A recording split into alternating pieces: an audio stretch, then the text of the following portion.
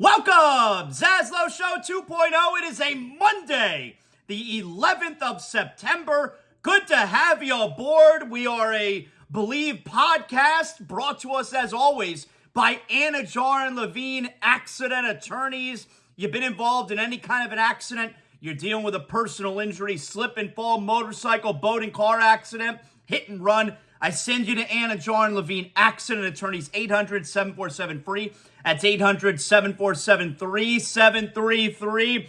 Really excited to be with you here today because we've been waiting for months to get to this day, right? We had the college football get going again a couple weeks ago. Now we are through the first full weekend, all day Saturday, all day Sunday. You got all the gambling. You got all the fantasy football. Oh my God, the gambling all day yesterday. We were so intense, all the gambling. Gambling's the best. It's also the worst, but gambling's the best. So after a full weekend of all the football, I'm super excited to be with you guys here today. We're finally here. That's right. We're finally on a Monday morning after a Dolphins win. So I'm super excited. I mean, listen. You hear my voice. How pumped am I today? And I feel like you guys are pumped to be listening. You're so excited after that Dolphin game yesterday, which if you were anything like in the ZASLOW mansion yesterday, that was an all-time fun regular season game. And there's several reasons I say that. Am I a little bit prisoner of the moment? Yeah, probably. But it's a Dolphin team that you have super high expectations for. It was the first game of the year. It was your first time seeing Tua in so long after missing all those games. It's a road win, and the Dolphins won the blood feud. You know we have a blood feud with Justin Herbert and the Chargers, and the Dolphins go out there and they take that ass. Week number 1 in Los Angeles. You know what I'm talking about. So we're all super pumped about what felt like a really meaningful week 1 win for the Dolphins. And very similar where, after Thursday night's game, it felt like the Lions won a meaningful game. It felt like you were watching a big game on Thursday night. And for the Lions to perform the way they did, it felt like a meaningful win for them. Yesterday felt like a meaningful win. It's just week 1. Yesterday felt like a meaningful win for your favorite little football team. So, we're going to start off talking a ton about Dolphins today. It's Monday, which means our NFL Rundown is back, always brought to us by Brunt Insurance, bruntinsurance.com, the only insurance agency I recommend for you guys, the same one that I use to get my homeowner's insurance. We'll have our NFL Rundown coming up where we go over every game. We play you some highlights. That's coming up. That's back now every Monday morning. The Miami Hurricanes took that ass on Saturday afternoon. So we got a lot going on here today. I do want to start. Today is 9/11. So shout out right at the, we're not going to get into anything sappy today. Amazing, 22 years ago. Shout out to all the first responders. Love you guys. Our police officers, our firefighters, our nurses, our doctors, all of our hospital workers, and everyone, of course, who responds when we're dealing with an emergency situation. Shout out to all the first responders. I love you so much. Today, obviously, a day that hurts for a lot of us. So I hope you get through today easily enough. I'm thinking about all you first responders. I'm thinking about all the families that lost someone on 9/11. I always think back about where I was. I was in college. I was at UCF at the time. And I mean, we'll never forget, right? All of us will always remember where we were when we found out, when we put on the news, and what the next couple days were like, just glued to the television. We couldn't turn it off. So I'm thinking about all you guys out there who were affected, which is really everyone, but everyone who was directly involved in 9/11, and especially a shout out to the first responders who were involved back then, but all first responders in our country today. Love you guys. You're the best of us. All right. So, yesterday, let's get to it, man. Tua and the Dolphins win the blood feud. We mentioned it going into the week. Anytime, this is 3 times now in 4 years, and the Dolphins now have a 2-1 edge. Anytime that the Dolphins and Chargers play, it's always going to be a thing. Tua or Herbert. And now, for the first time, because the first time they played, Tua's rookie year, Tua won the game. Dolphins defense shut down Herbert, but Tua didn't do anything that game. The second time they met last year, Chargers shut the Dolphins down. Chargers took that ass. Very disappointing performance. It was in the midst of the Dolphins' 5-game losing streak. And now this year, the Dolphins, with a monster win to start out the season, it's always, Dolphins lead the blood feud now 2-1, and every time these two teams meet, it's a thing. You know, I was talking to Lorenzo Neal last week, former All-Pro fullback for the Chargers, and I'm like, is that a thing for Charger fans? And it's not really a thing for Charger fans, because the Dolphins had the first pick, well, the first of the 2 picks, and the Dolphins have the controversial player. There's nothing controversial, or polarizing maybe I should say, the polarizing player. There's nothing polarizing about Herbert. The Charger fan loves the guy they got. And even if you want to believe that Herbert's better, we're in a spot here where, okay, maybe the Dolphin fan can admit that Herbert's better, but we like our guy. We would not trade our guy for your guy. If you think he's better, that's okay. We don't even have to argue about it. We like our guy. We would not trade our guy for your guy. But now, after yesterday's performance, now you're starting to see, and I understand, look, Tyreek Hill plays a major role, but give me a break. You could be a great quarterback and also have great receivers. It doesn't necessarily have to be the great receiver makes the great quarterback. And hey, Patrick Mahomes couldn't accomplish anything on Thursday night, not only without Tyreek Hill, but also without Travis Kelce. You can have a great quarterback, and he could also have great receivers. They're not mutually exclusive. But after watching yesterday afternoon's game, we are in a place now where if you want to have a conversation about how, you know what, the Dolphins got the better guy, we can have that conversation. Fourth quarter, Tua legacy drive. You knew it. You knew that's what was happening. What was it, 4+ minutes left in the game? I tweeted out, Tua legacy drive. You knew that's what was happening.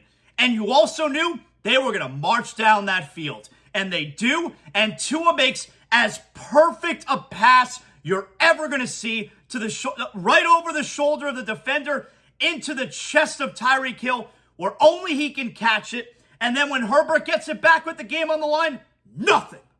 Can't do shit. Here's the bottom line. Tua is a winner. That's what it is. Everything he's overcome injury-wise. People talking shit. The previous coach who hated his guts. Yanking him back and forth between him and Fitzpatrick. Tua is a winner. None of this should surprise anyone anymore. Yes, I've been on Tua's tip since the day they got him. Obviously, a lot of it is because, A, I love being right, so I want him to do well, but B, I want the Dolphins to do well. But I also really felt this way. Tua is a winner.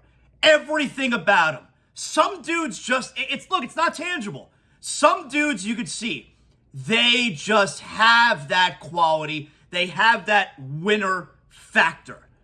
Tua is a winner. And this Dolphin team is off to a major start. Watching that entire game, I was off the couch. I'm pacing around the room. Lots of high fives to my son. Even high fives to my dad while he's falling half asleep on the couch in the fourth quarter. I never thought they weren't going to win that game. That shit was awesome. I was so into that game yesterday. And it's not just because the game was close. It was exciting, so many big plays, and you know this team is for real. See, that's it. It's not just that they won their opening game. Super exciting plays, and you expect this team to perform this way. I don't want to do the whole, if Tua stays healthy. We can say that about everybody. There is nothing stopping this from being the best offense in the NFL. They are the best offense in the NFL. They are going to be the best offense in the NFL.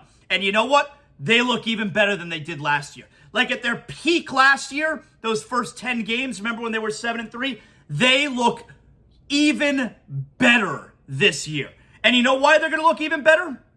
Because Tua is going to continue to get better. Because the quarterback is going to continue to get better.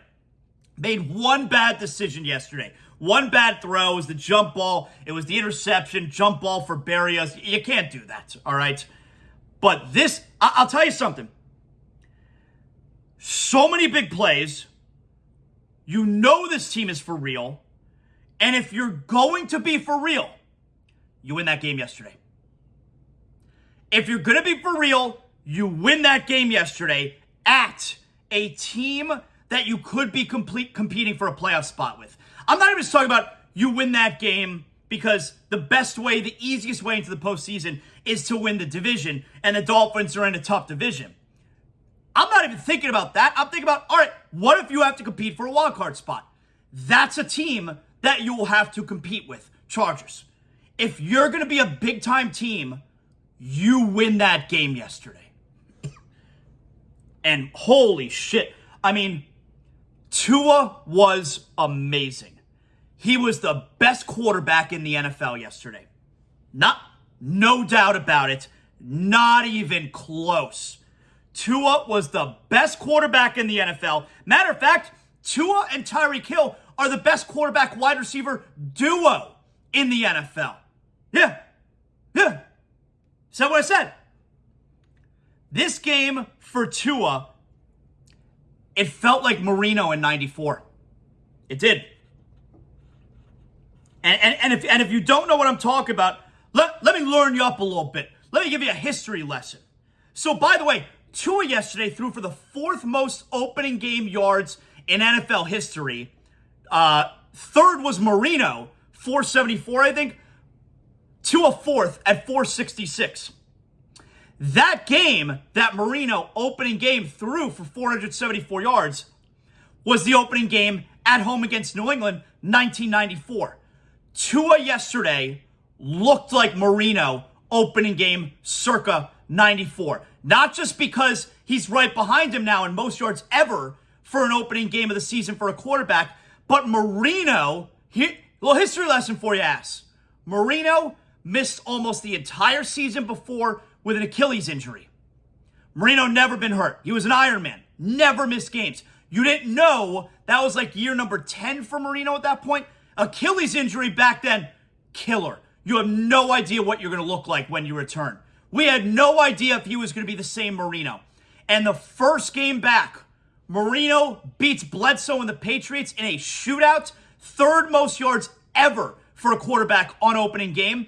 Tua misses the last 6 games last year, including the postseason. You don't even know if he should ever play football again. He comes back, first game back, fourth most passing yards ever for a quarterback opening game, 466 yards, leads the touchdown drive at the end, just like Marino did, and looked like the best quarterback in the NFL. Yesterday's Tua performance felt just like Marino, 1994, so it makes all the sense in the world that the guy right ahead of him on that list was Marino. That shit was so good.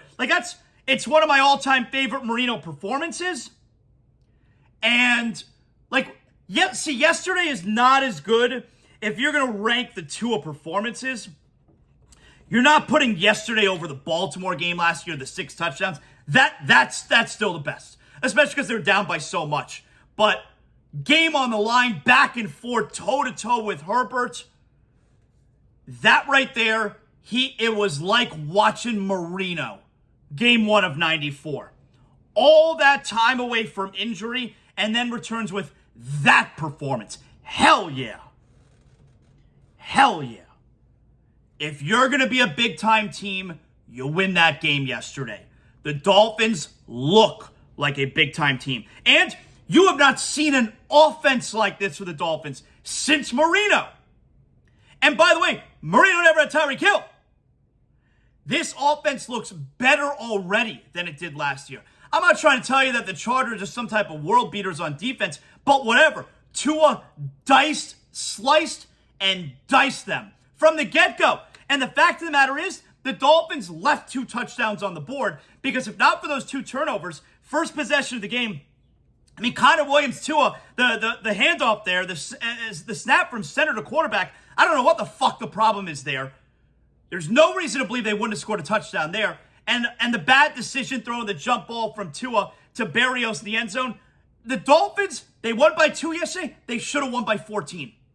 They left points on the board there. 36 points, they probably should have scored 50. And they probably should have won that game by 2 touchdowns. Yeah, it's true. It's damn true. That shit was awesome. That game, look, the game was obviously close.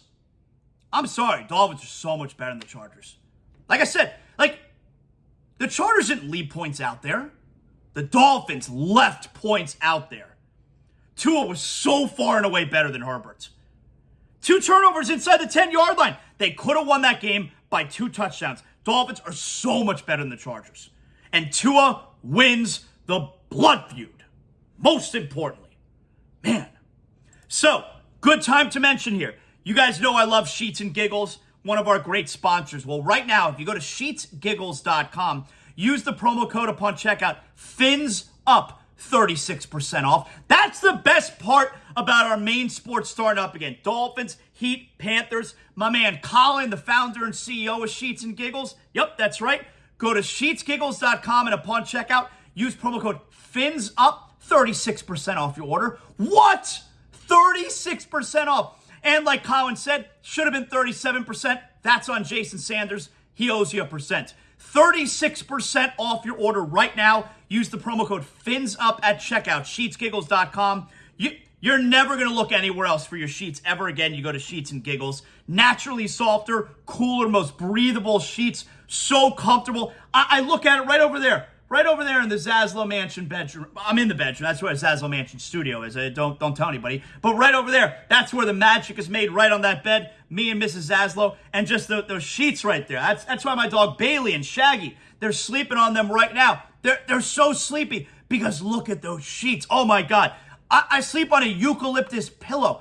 A koala sleeps on a eucalyptus tree up to 18 hours a day. You know how comfortable a eucalyptus pillow is? That's why I get the best sleep of my life, and it's with Sheets and Giggles. Use promo code FINSUP at checkout, 36% off your order. You go to sheetsgiggles.com right now.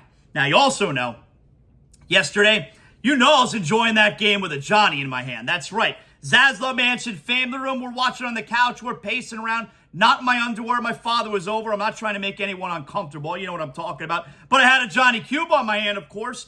European roots with that Caribbean soul, a refreshing German lager in a can. You can pick up a 6-pack of Johnny Cuba, your local Sedanos, Presidente, Winn-Dixie, Fresco y Mas. You know my man Juan from Johnny Cuba is going to be out there at the Dolphin game, Dolphins and Broncos in a couple weeks. I think I'm going to be out there with him as well, so you can look for the Johnny Cuba, the banner there. You can come over, you could say hello. If you've never tried Johnny Cuba, pick up a 6-pack now. Send me a picture. I posted on my Instagram stories. I'm an influencer, so then you become famous, and oh my God, everybody's so happy. Remember, always drink responsibly, and don't forget Johnny Cuba's mantra, stay tranquilo. What a start to the week. Still got football. I hope everybody had, hope you had good times with your fantasy football yesterday, with your bets. You got to win your bets. Fantasy football, bets, Dolphins. Most important thing every Sunday. Everybody knows that. And by the way, shout out Mike McDaniel. He was awesome yesterday. One of the biggest moments in the game now. So it's late in the first half, right? Hang on. Let me take a sip of my vitamin water. All right. Sorry about that. So it's late in the first half. Dolphins are... It's 14. What's the score now at this point? It's late in the first half. Was the score 17-14? Let me check what the score is here. I want to make sure Mike McDaniel, obviously on the offensive end, called a great game. But late in the first half, so here's what's happening. All right. So Dolphins are up 17-14. Chargers are driving the field. They get to, I think, the 25. And Chargers have no more timeouts. So Herbert, he's down at the 25 or whoever it was. I don't even remember if they didn't get out of bounds. So there's 14 seconds left. Yeah, I think it was 14 seconds left. Dolphins call timeout.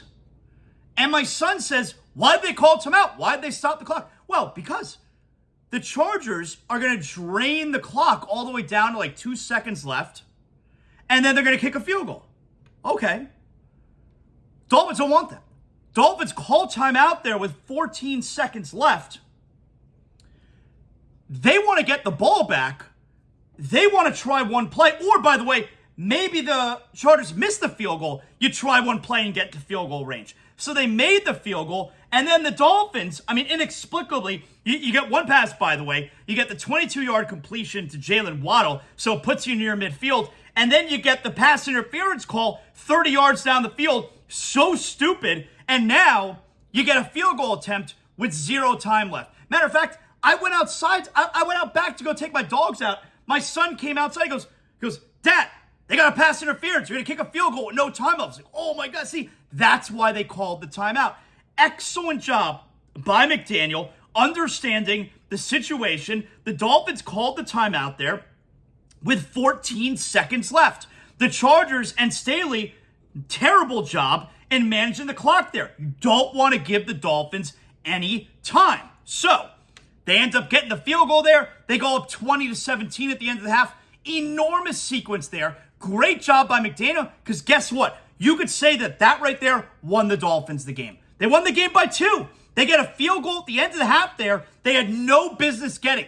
But the Chargers, Brandon Staley, they bungle the clock on their end, allow the Dolphins to call timeout, and then, of course, you get the bonehead pass interference, and the Dolphins take advantage. Excellent job by Mike McDaniel calling that timeout there. And because they did it, they're up 3 at the half, and guess what? They won the game by 2. Offensive line. Awesome. We're all worried going into the game. We're worried about the offensive line, period. And then with no Teron Armstead, you're very worried about that. Who had the offensive line being awesome yesterday, minus Teron Armstead? Tua, he was never sacked, except, if you want to count, obviously, when he had to fall on the football a couple times. There wasn't a ton of pressure. Tua did a great job getting the ball out. Great pocket presence. Hell, the best throw of the game, down the field to Tyreek Hill. Tua stepped into the pocket, threw the ball on the run, moving forward. Tua's pocket presence was excellent. The offensive line was great. Who had the offensive line being great? And the defense was going to stink yesterday. And you know what? There was tangible pressure going into the game on Chris Grier about the offensive line. I know he said, hey, we're comfortable with the group we have. And then they lose Teron Armstead for that game. Chris Grier was going to take a lot of heat if this offensive line was not good yesterday. Because even with Armstead healthy, you know he's going to miss a bunch of games. And the Dolphins didn't really, or at least you feel like, they didn't really do anything to combat that possibility of losing Armstead for several games. And right out the gate, you know what? It felt like there was pressure on Chris Grier because of the offensive line. And right now he was right. They like the group they have. Did anybody hear from Bosa? Did anyone hear from Khalil Mack? Dolphins' offensive line was terrific yesterday. Great job. Great job. Who had the offensive line looking like studs and the defense looking like shit? Vic Fangio's defense stunk yesterday, but I'm not going to get on that. I am not trying to complain about Vic Fangio and the Dolphins defense. Not even close. You know how many times the Dolphins have had a great defense or a great defensive performance and they give it up on the final drive? I've seen that movie 1,000 times. This Dolphin defense that was terrible all game long made the big plays on the last drive. Sealer, sack. Phillips sack. Blue screen. Oh my God, what happened? Nope, it was a Phillips sack. Game over. So many times we've seen that movie where the Dolphins defense gives it up in the end. Not today. So is today going to be the day that I'm going to complain about Vic Fangio and the defense being awful and then running the ball down the Dolphins' throat 200 plus yards? I mean, I didn't like it, but I'm not here to complain about that today. That is not happening. Nope, not doing it. Finally, we all thought. Now, like I told you, I never thought the Dolphins were not going to win that game. That's kind of a lie. Jason Sanders misses the extra point. We all thought they were fucked, right? That was the only point in the game where I thought, I can't believe. Now, I didn't think the Chargers were going to drive the field for a touchdown, but I did think they were going to drive the field for a field goal, and we were going to lose by 1. That was the only point I thought we were going to lose the game. The rest of the game, I was never not confident. Because every time the Dolphins have the ball, I think we're going to score. Every time. But defense made the plays.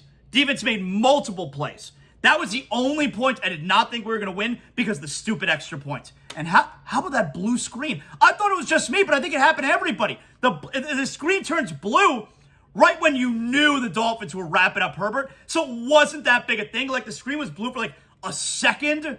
You still knew they got him. You knew they got him. The screen comes back on. Jalen Phillips is celebrating. You knew they got him. So it wasn't that bad. It wasn't that bad. One final thing I got to add here. So we're through week 1, which means for a player who is on PUP, he has to be there for another 3 games. The Dolphins are absolutely going to revisit Jonathan Taylor. 100%. And I'm told, for the same reason I was good with paying him when they were exploring the trade originally, I'm not good with paying him and also giving up a king's ransom. I'm okay with paying him, but you got to acquire him on your terms, which was what the Dolphins' thinking was as well. I think they were willing to pay him. They couldn't come up with the compensation with Indianapolis. I'm good with the Dolphins paying Jonathan Taylor. I do believe they're going to make another attempt to acquire him because they have, and this is why I was okay with the Dolphins paying the running back. In a league that doesn't want to pay running backs anymore, I'm okay with the Dolphins paying Jonathan Taylor because this is the scenario you do it. When you have a team that is ready to win now and you have the quarterback on the value contract. When the quarterback has to get paid the way Burrow has to get paid, you better have the quarterback who can carry your entire team because you're not going to be able to keep all the skill players on both sides of the ball. I don't know what Tua's contract's going to look like. I'm sure it's going to be a lot because he's fucking awesome. But right now, Tua, he can carry you. He is clearly a good enough quarterback to win you a Super Bowl, and he's on the value contract. So while your quarterback is on the value contract, yeah, I'm okay with paying a running back. While the quarterback is the one on the value contract. You have to take advantage of that scenario. I do expect the Dolphins to revisit Jonathan Taylor over the next couple weeks. Yep. I think you have to. I think you have to do that if you're the Dolphins.